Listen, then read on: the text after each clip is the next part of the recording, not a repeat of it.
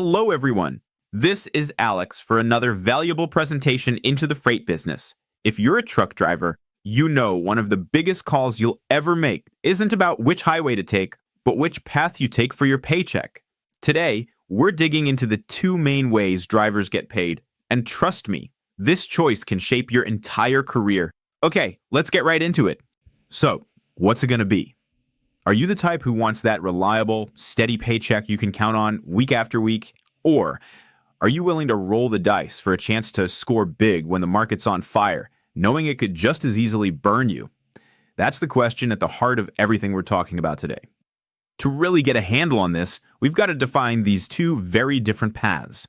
Honestly, they're built on completely different ideas about how you should be paid for your time and effort. First step, we've got the industry standard, per mile pay. You'll hear it called CPM, which just stands for cents per mile. And it's exactly what it sounds like. For every single mile you drive, you get paid a set amount.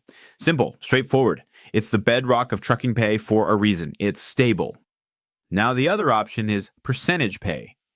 With this one, you're getting a slice of the pie.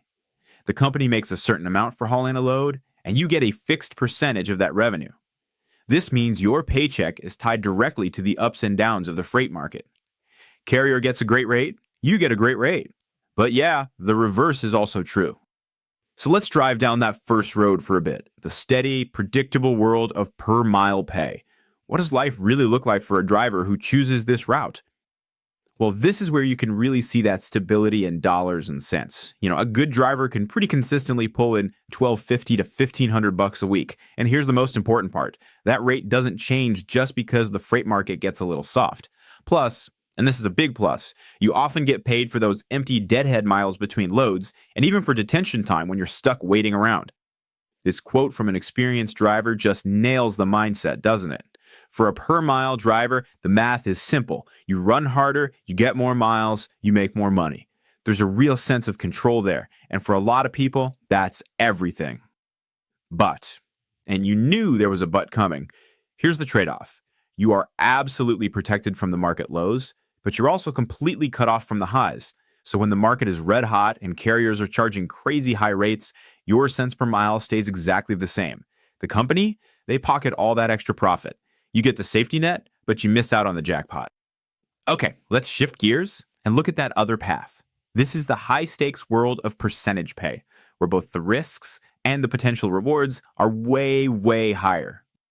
To really feel the difference, let's just imagine a scenario. Picture this, one single high-value load, a pretty short trip, just 290 miles, and we have two drivers doing the exact same job, but one is paid per mile and the other gets a percentage. And boom, just look at that. It's not even close. For the exact same work, the exact same miles, the percentage driver made nearly double the money. That one load paid the carrier over $1,600, and the driver's 26% cut turned into a huge payday. This is the incredible allure of percentage pay. You get a piece of a really profitable run. But just as you're thinking about all that cash, this quote yanks us right back down to earth. Every paycheck is like a scratch-off ticket. I mean, wow. That one sentence just perfectly sums up the wild ride, the total unpredictability of this pay model. So the biggest risk is pretty obvious. Your income lives and dies by the market. When freight rates tank, your paycheck tanks with them. And then you've got all the unpaid work. Those empty deadhead miles we talked about, you're usually not getting paid a dime for those because, 25% of zero is still zero. The risk of the market, the risk of waiting around for a load, it all falls right on the driver's shoulders. All right, now it's time to put both of these systems through the ultimate stress test. We're heading down to a state with a really tough freight market, Florida. This is where the differences between these two paychecks become impossible to ignore.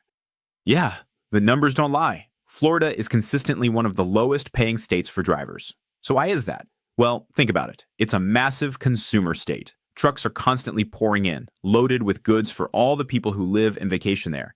But there's not a lot of stuff being made or shipped out, and that creates a huge, huge imbalance.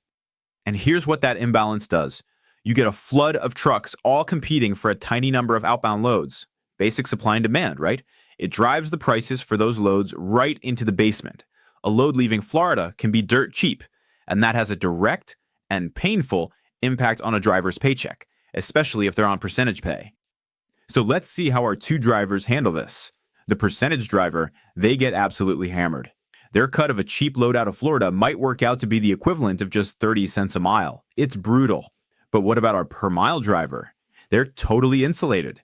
The company has to pay them their contracted rate for every single mile, even if the company itself is losing money just to get that truck out of Florida. The risk is on the carrier, not the driver. Okay, so we've looked at the theory, we've crunched the numbers, and we've even put it through a real-world stress test. So how on earth does a driver actually choose their financial route? Let's put all the pieces together. This really breaks it down, doesn't it? Percentage pay is all about high risk for a high reward, and your focus is on the revenue of each load.